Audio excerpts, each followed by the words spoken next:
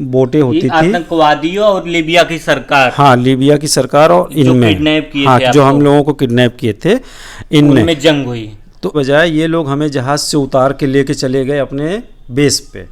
अपने जो आतंकवादियों हाँ, का अड्डा था। उनका अड्डा था, इन्होंने पूरा बेस बना के रखा अच्छा है। अच्छा, कितने दूर में फैला होगा लगभग इनका ये अड्डा? वो कई एकड़ में है। अच्छा। कंपाउंड बहुत बड़ा सा है उसमें। चलो, जान एकदम गले में अटकी पड़ी रहती थी हर मिनट हर सेकंड। तो कम्युनिकेशन हमारे पास 0% था, कुछ नहीं था। फिर हम लोग, कितनी उम्मीद थी कि यहाँ से बाहर निकल पाएंगे, क्योंकि पूरी तरह से आप फंस चुके थे?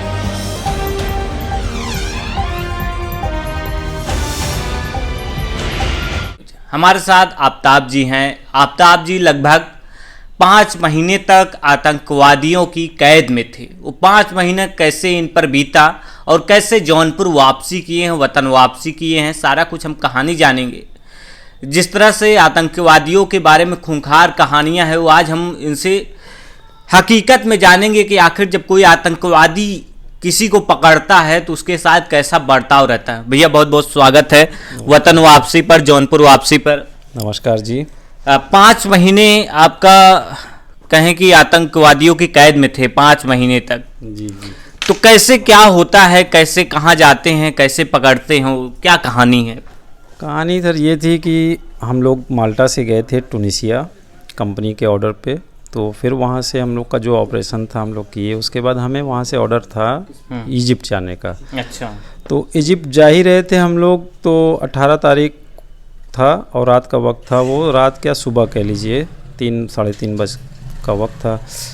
तो रात में उसी में दौरान फ्लैश लाइट होती है और पीछे से लाइट आती है, देखते हैं तो समझ में नहीं आता है। फिर फायरिंग की आवाज़ आती है तो समझ में आता है कि ये अटैक है। उसके बाद देखते ही देखते फिर जहाज़ पे फायरिंग होती है और 5 से 7 मिनट के दौरान में लोग जो फायरिंग करने वाले होते हैं वो जहाज़ के ऊपर जंप मार देते हैं, रनिंग जहाज़ पे। उसके बाद वो जब रनिंग जहाज़ पे चढ़ गए तो हम लोगों ने सरेंडर बोल दिया। अच्छा, कितनी बार फायरिंग होती? उन्होंने 4-5 फायर मारा हवा में और उसके बाद 8-10 फायर मारा उन्होंने हमारे जहाज़ पे पीछे से। तो जैसे ही उन्होंने जहाज़ पे फायर मारा तुरंत हम लोगों ने ज़मीन पे लेट गए। कितने लोग सवार थे उस जहाज़ में? उस जहाज़ पे से लोग थे 8-10 के करीब लोग थे और उस पर कम से कम 6 लोग बंदे हमारे जहाज़ पे चढ़े। अच्छा। और बाकी उनकी बोट पे थे। वो हम लोगों को फिर जब वो चढ़ गए वो घुमाए जहाज़ हमारा, बोलते घुमाओ जहाज़। अब लगा दिए बंदूक, बोले जहाज़ घुमाओ, घुमा लिए। अच्छा, बंदूक कान पे, हाँ कान के पास बिल्कुल लगा एकदम एक इधर एक पीछे से 3 आदमी 3 तरफ से खड़ा हो गया। अब मैं उस टाइम पे मैं जहाज़, मेरी ड्यूटी भी चल रही थी तो मैं ही था। फिर मेरे कैप्टन को भी वो नीचे से और मेरे सारे क्रू को जगा के ऊपर लाए, सबको एक कोने में बैठा दिए और मैं स्टीयरिंग पे था। तो उसके बाद मैं स्टीयरिंग पे था, मैं जहाज़ चलाने लगा। जहाज़ चलाते हुए बोले ये इस साइड पे ले चलो जहाज़।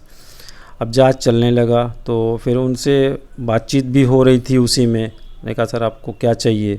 बोलते पैसा चाहिए। तो पैसा तो हम लोग लेके घूमते नहीं हैं जहाज़ पे, या कंपनी देती नहीं है कि हम लोग लेके चलेंगे। तो हम कहा भाई आपका जो भी मसला है आप कंपनी से बात करिए। तो ये चीज़ करते कराते बात करते कराते सुबह हो गई, सुबह से दोपहर भी हो गई। उनके बेस तक पहुँचते पहुँचते हम लोगों को दोपहर हो गया। तो अब बातचीत में फाइनल हुआ नहीं। इनके बेस पे हम लोग पहुंच गए। उसके बाद इनके तमाम आतंकवादियों के अड्डे पर, हाँ, इनके तमाम और भी जो थे कम से कम आए होंगे तो 60-70 बंदे। अच्छा। 4-5 बोट और लेके पूरे जहाज़ को घेर लिया। जब उनके बेस के जहाँ एरिया पे पहुंच गए वहाँ पे एंकर डाला हम लोगों ने जहाज़ का। उसके बाद 4-5 बोट से कम हर बोट पे 10, 15, 20 बंदे और सब विद वेपन। दिखने में कैसे होते हैं ये जो आतंकवादी? ये लोग आमतौर पे आधे तो मास्क में होते हैं, आधे खुले चेहरे में होते हैं। तो क्या कहा जाए इनको, ये क्या हैं? कुछ गेटअप रहता है आर्मी यूनिफॉर्म का, कुछ गेटअप नॉर्मल रहता है, कोई लोअर टी शर्ट में होता है, कोई शॉर्ट में रहता है। इनको देख के कोई कुछ समझ ही नहीं सकता कि ये हैं क्या। अच्छा। कुछ ऐसे नकाब पोश होते हैं कि देख के सिर्फ डर जाए इंसान। इस तरीके की भी भयावह से होते हैं और बड़े ख़राब से बिहेव भी होते हैं। उसके बाद ये हुआ था, फिर वो गए पहुँचे हम लोग। फिर उसके बाद हम लोग, मेरे कैप्टन को ये लोग उसी टाइम पे जो हमें पकड़े थे लोग बंदे, उनको अपने साथ कैप्टन को उतार ले गए और हमारे 8 बंदों को जहाज़ पे, हम लोग 8 बंदे जहाज़ पे थे। उसके बाद इनका डेली का वही था, शिफ्ट चेंज होती थी इन लोगों की और ये लोग डेली जहाज़ से कुछ न कुछ 2 दिन के दौरान में इन्होंने पूरे जहाज़ को खाली कर दिया। अच्छा, क्या रखा हुआ था जहाज में, क्या क्या निकालते थे जहाज से? ये लोग जहाज़ का पार्ट चीज़ें लेके गए, जैसे इंजन रूम होता है हमारे जहाज़ का सबसे इम्पोर्टेंट प्लेस है इंजन रूम, तो उसके अंदर की जितनी भी चीज़ें थी A to Z उठा ले गए। उसके बाद हम लोगों के केबिन्स वगैरह में गए, जितना भी हम लोगों का सामान था, लैपटॉप, फ़ोन और लगेज, बैग, कपड़े लत्ते, जूता चप्पल, A to Z सब कुछ उठा ले गए। उसके बाद पहले 48 घंटे में तो हम लोगों को तो कुछ नसीब नहीं हुआ, हम लोग बस रोटी और फैंटा था वो खा के हम 2 दिन हम लोगों ने गुजारा किया। क्या ये अपने पास रखा हुआ था कि आतंकवादियों ने दिया? हमारे जहाज़ पे राशन बहुत पर्याप्त राशन था, कि इतना राशन था कि हम 9 आदमी उस राशन को 2 महीना खा सकते थे। लेकिन ये लोग उनमें के भूखे नंगे लोग थे कि ये सारा कुछ उठा के लेके चले गए। और फाइनली जब हम लोग बोले कि खाना भूख लगी है, तो एक रोटी फेंक दे रहा था और उसके बाद वही जगह पे हम लोगों के पास ही में हम लोग पेप्सी, वो फैंटा था, फैंटा रखे थे, तो हम लोग उसी को रोटी खा रहे हैं, फैंटा पी रहे हैं। तो और एसिड जैसा लग रहा था, बशर्ते क्या था, जीना है तो खाना है तो कुछ ना कुछ खाना पड़ेगा। किसी को वॉशरूम जाना है तो एक आदमी पीछे से 47 लगाए उसके पीछे से जा रहा है, वॉशरूम तक जा रहा है। तो ऐसे करते कराते ये सिलसिला चला है। उसके बाद 7 फरवरी का दिन आया जब मेरा कैप्टन वापस आया। 18 जनवरी के बाद 7 फरवरी को मेरा कैप्टन मेरे जहाज़ पे वापस आया। वापस आने के बाद 2 दिन रहा है। उसने कुछ बाहर का भी मंज़र आके हम लोगों को बताया कि भाई वहाँ पे बहुत बहुत बहुत बुरी हालात हैं, बयां नहीं है यहाँ पे किस कदर क्या बताया उन्होंने, क्या करते हैं पकड़। हाँ, तो ये सब देखते हुए फिर गुजरा, एक दिन गुजरा, फिर 9 तारीख आया। 9 तारीख मारते पीटते थे इस दौरान? नहीं, जहाज़ पे थे जब तक हम लोगों के साथ एक बार मतलब क्योंकि उस टाइम तक इनके ऊपर का जो था बॉस, उसका आदेश था कि कोई ऐसा कुछ नहीं करेगा अभी बंदों के साथ, क्योंकि उनकी बात चल रही थी हमारे कंपनी के। तो अब क्या बातें हुई ये तो नहीं पता चली आज तक कि क्या बात हुई क्या नहीं, वो तो इंटरनली था कंपनी का और इनका हो गया। तो उसके बाद फिर 9 फरवरी का सीन था कि हम लोग चलेंगे, आज निकलेंगे यहाँ से। अच्छा। तो शाम होते होते क्या ऐसा हो गया कि हम लोग का निकलने के सीन हुआ, तो हमें निकलने की बजाय ये लोग हमें जहाज़ से उतार के लेके चले गए अपने बेस पे, अपने जो आतंकवादियों का अड्डा था। उनका अड्डा था, इन्होंने पूरा बेस बना के रखा है। अच्छा, कितने दूर में फैला होगा लगभग? ये वो कई एकड़ में है। अच्छा। कंपाउंड बहुत बड़ा सा है, उसमें उन्होंने बिल्डिंग बना रखी है। इनके तमाम जो भी हैं ग्रुप्स के बंदे वहाँ पे वो रहते हैं, उनको वहाँ पे ट्रेन भी करते हैं। तो वहाँ पे हम लोगों को ये लेके गए, वहाँ पे एक रूम में हमें बंद कर दिया। उसके बाद वहीं पे हमें ये लोग उसी जगह हम लोग पड़े रहे एक कमरे में, बाहर भी नहीं निकलते थे डर के मारे, क्योंकि वहाँ पे तमाम तरीके के साउंड आते थे। हर दिन किसी न किसी को ये लोग पकड़ पकड़ के लाते थे समंदर में से। अच्छा। क्योंकि उस एरिया में माइग्रेंट्स का बहुत ज़्यादा सीन है, यूरोप में भागते हैं जो इनलीगल तरीके से लोग, उनको वो पकड़ पकड़ के लाते हैं, उनको मारते हैं, उनके घर से पैसे मंगाते हैं और उसके बाद यही सब चलता है। तो ये सब चीज़ें हम लोगों को थोड़ा ऑड लगती है। जान से भी मार डालते हैं, ऐसा भी देखा है आपने वो मंजर?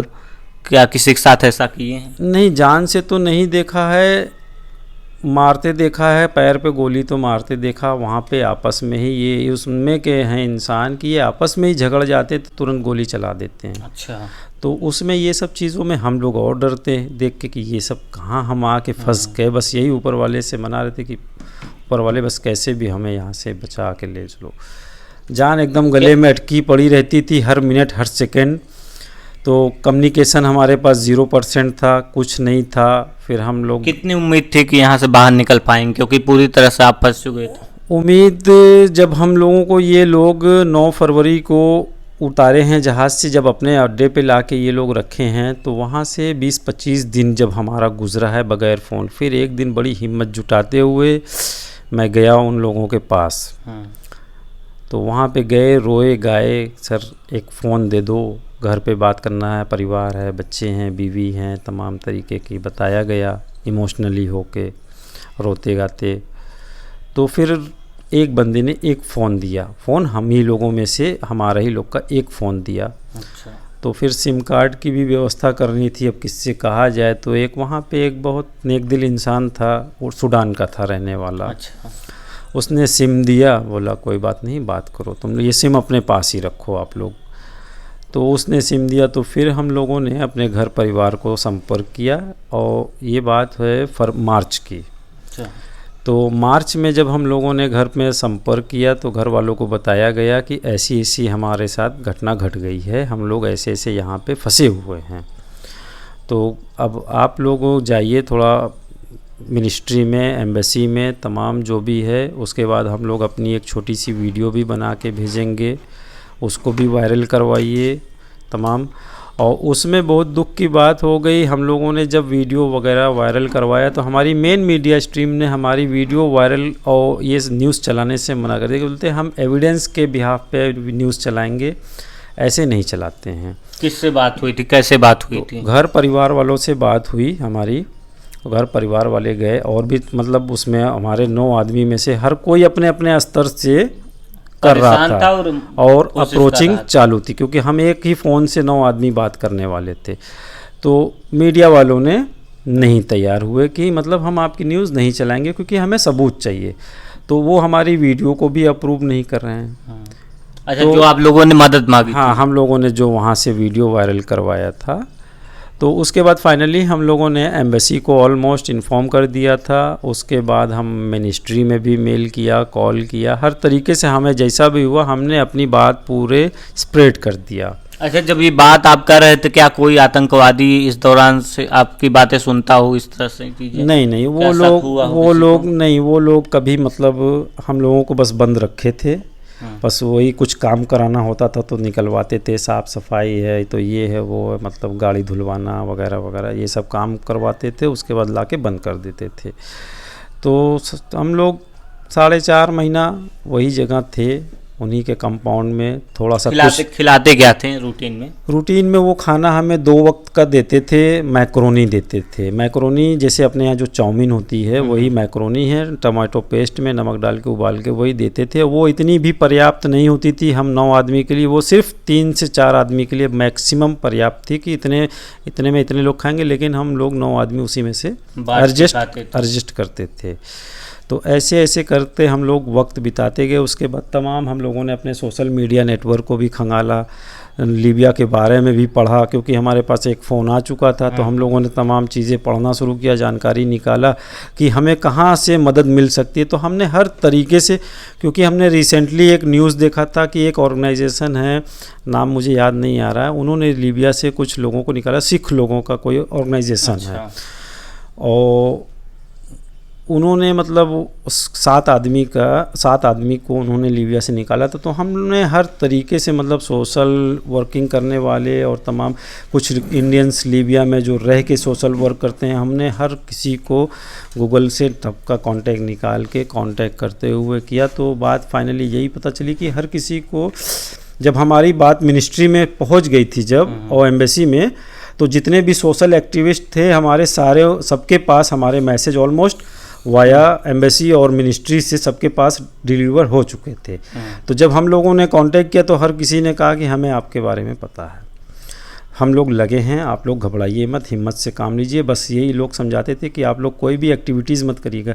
तो हर किसी को यही बताया गया कि हम लोग कुछ नहीं किया गया। तो इसमें सबसे बड़ा योगदान देते हैं हम, एक मैडम है गोरखपुर की, तबस्सुम मंसूर, उन्होंने वहाँ पे एक स्कूल है, इंडियन इंटरनेशनल स्कूल की प्रिंसिपल हैं, हाँ लीबिया में, और उस स्कूल की वो प्रिंसिपल हैं, पिछले 45 साल से वहाँ पे रहती हैं। उनके बहुत से कारनामे हम लोगों ने उनके बारे में भी गूगल पूरा किया, पढ़ा, तो बहुत अच्छे उन्होंने काम किया। तो फिर उन्होंने बहुत ही ज़्यादा, समझ लीजिए कि फाइनली हमारे कम्युनिकेशन का एक वो है, एक हम हैं, उन्हीं से हमारी फिर, और उसके बाद सेकंड आती है टूनिसिया की एम्बेसी, अच्छा। टूनिसिया एम्बेसी से हमारी बात होती थी और मैडम से बात होती, तो यही दोनों लोग हमें अपडेट करते थे, आप लोगों का क्या चल रहा है, क्या प्रोसेसिंग चल रही है, कब रिलीज़ होंगे। तो हर तरीके से मैडम ने बताती रही, एम्बेसी से भी पता चलती रही है, तो जिसमें भारत सरकार का भी बहुत बड़ा योगदान रहा है, क्योंकि एम्बेसी को हमने खबर किया है, मिनिस्ट्री में भी खबर किया, हर तरीके से, जिससे हमारे 9 आदमी में से जिसका जहाँ से भी जो भी नेटवर्किंग होती थी हर किसी के साइड से हुआ। तो वहाँ पे हम लोग करीब 18 जनवरी से लेके 31 मई तक हम लोग, 31 मई हमारा लास्ट था वहाँ पे।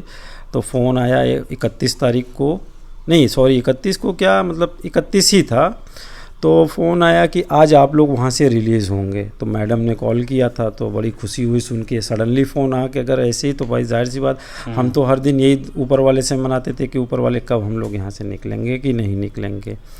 डर मिनट सेकंड खौफ में जी रहे थे। मौत क्या होती है उनकी, बता तो, जो वो चीज़ें हमने कभी देखा नहीं था, हमने ऐसे फिल्मों में देखी है। बस सच्चाई यही है कि हमने जो चीज़ें फिल्म में देखी थी वो चीज़ें हकीकत में देखा मैंने वहाँ पे। तो उसमें ये भी है कि हमारे छूटने से 1 हफ्ता पहले की ही वारदात भी थी कि जो लीबिया की गवर्नमेंट है उन्हीं के ऊपर एयर स्ट्राइक कर दिया।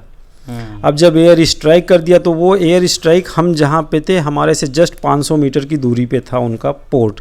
वो छोटा सा एक पोर्ट बनाए थे जिनमें उनकी बोटें होती थी। आतंकवादियों और लीबिया की सरकार, हाँ लीबिया की सरकार और इनमें, हाँ जो हम लोगों को किडनैप किए थे इनमें जंग हुई। तो ये चलता है, आज भी वहाँ पे चलता है। अच्छा। तो सरकार कहने का मतलब, हमने फिर लीबिया वो न्यूज़ पढ़ा गया तो उसमें न्यूज़ में था इन लोगों के बारे में जो हमें पकड़ के रखे थे कि इनका काम क्या है, ये ह्यूमन ट्रैफिकिंग का काम करते हैं, ड्रग डीलिंग का काम करते हैं और फ्यूल स्मगलिंग का भी काम करते हैं। तो वो न्यूज़ आज भी है, गूगल पे आपको मिलेगी उसके बारे में।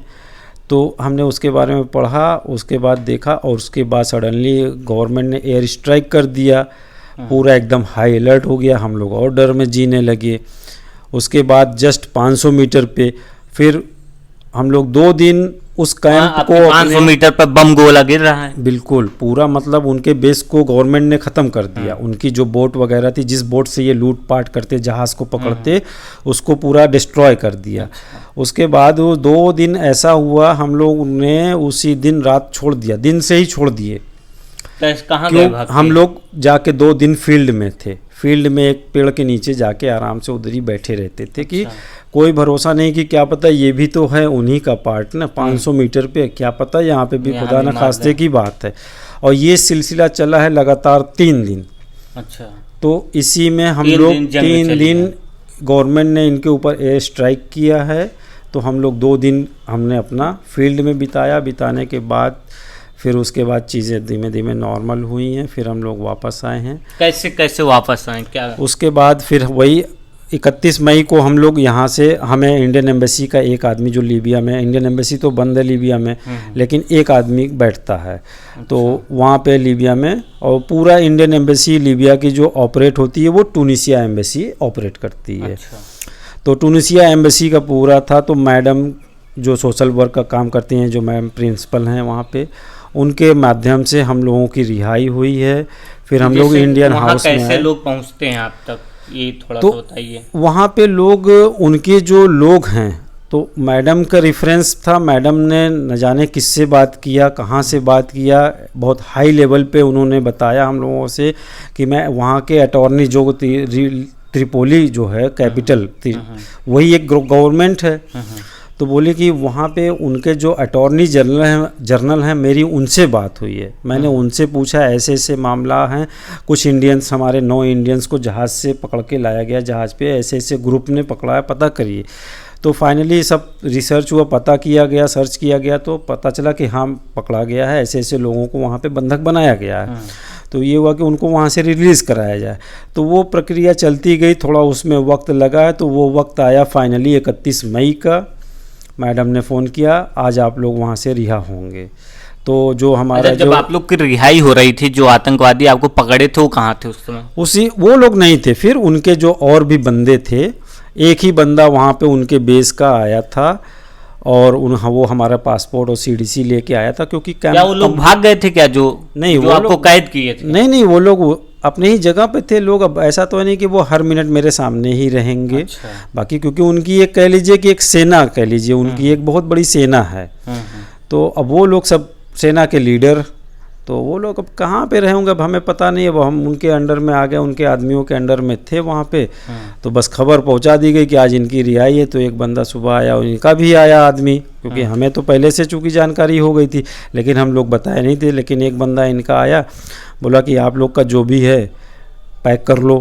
तो पैक करना क्या था, एक फाइल थी, 2 जोड़ी कपड़े थे, नंगे पैर थे, वहाँ से ही टूटे फूटे चप्पल जूते जो भी मिले पैर में डाले। ये वो रेडी हो गए हैं, बस आ जाएं, आदमी का इंतज़ार किया जा रहा है। तो फाइनली वक्त आया, इंडियन एम्बेसी का बंदा आया, वो हम लोगों को फिर गाड़ी में बैठा के लेके गया है। सारा वहाँ पे भी हमारे डॉक्यूमेंट वगैरह हैंड ओवर किए गए। उसके बाद हम लोग इंडिया हाउस गए वहाँ से। तो वहाँ से 30 किलोमीटर की दूरी पड़ती है इंडिया हाउस, इंडियन एम्बेसी। तो हम लोगों को पहले 4 दिन होटल में रखा गया। उसके बाद हम लोग इंडिया हाउस में रहे हैं 2 महीना रहे। हमारे वीज़ा की प्रक्रिया थोड़ी लंबी चली, इसलिए हमें 2 महीना का वक्त लग गया, क्योंकि हमारे पास एंट्री वीज़ा का तो था नहीं। तो एग्ज़िट कहाँ से लगेगा, तो पहले हमारी एंट्री बनाई गई है लीबिया में। तो इस वजह से थोड़ा इसमें टाइम गया है, जिसमें हम भारत सरकार का बहुत तहे दिल से शुक्र अदा करते हैं कि उन्होंने हमें सही सलामत इंडिया लाया। और तमाम लोगों का जो हमारे लिए मदद की है, मैडम ने, सबसे बड़ा श्रेय मैं मैडम को देता हूँ। फिर टूनिसिया एम्बेसी के जो एम्बेसडर हैं एनजे गांगटे का, उनका मैं शुक्र अदा करता हूँ। और भारत सरकार का तहे दिल से शुक्र अदा करता हूँ कि वो हमें बस इज़्ज़त हयात से यहाँ इंडिया लेके आए। वो मंजर देख करके आंखों के सामने एकदम आज भी सिहर जाते होंगे जब सोचते होंगे उसके बाद? मंजर मुझे इतना आप समझ में आता है कि मुझे मेरी आने वाले समय की ज़िंदगी में मुझे नहीं लगता कि इससे बुरा और इससे भयावह मेरी ज़िंदगी में और कुछ हो सकता है। बस इतना मैं जानता हूँ। आप बताते हैं कि आप सीरिया उरिया में भी रहे, जो एक अच्छा शहर हुआ करते थे। हाँ वो समय था, लेकिन आज का समय बदल चुका है, क्योंकि ये बात आज से 10-12 साल पहले की है। क्योंकि मैं लीबिया में पहले भी जा चुका हूँ। अच्छा। मैं लीबिया 2008 में गया हूँ, और उस टाइम का लीबिया कुछ और था, और आज का लीबिया जो मैंने देखा है वो कुछ और है। तो आज का लीबिया और उस टाइम के लीबिया में ज़मीन और आसमान का फ़र्क हो गया है। तो ये बात है। बस बहुत बहुत शुक्र अदा करते हैं हम अपनी भारत सरकार का, किसी बहुत बाइज़्ज़त हम लोग सलामती से ज़िंदा लौट आए। हमें नहीं अंदाज़ा था कि हम लोग आ भी पाते। बहुत बहुत धन्यवाद करते हैं हम भारत सरकार का हर कीमत पे कि हम लोग आज यहाँ हैं आपके सामने। रोना भी आता होगा वो मंजर देख के, क्योंकि वो आप टीवी में बता रहे, सिर्फ देखते थे कि कुछ बता तो रहे हैं। इसमें हम लोगों को बहुत दुख हुआ। हम लोग जब अपनी वीडियो वायरल कराए, मेन मीडिया जब हमें चला नहीं रही हमारी वीडियो भी, इससे भी दुख हो रहा था। मतलब एक हम लोग यहाँ मौत के मुंह में फंसे पड़े हैं, लोगों को सबूत चाहिए, वीडियो भी दे रहे हैं फिर भी सबूत चाहिए। अरे भैया किस तरीके का आपको सबूत चाहिए? जब आदमी मर के वहाँ से बॉडी आएगी तब सबूत चाहिए आपको। क्या आदमी वहाँ से मर गया, अब ये बॉडी आ गई आपकी? तो ऐसे हमारी मेन मीडिया थी जो हमारी न्यूज़ चलाने से इनकार कर दिया था।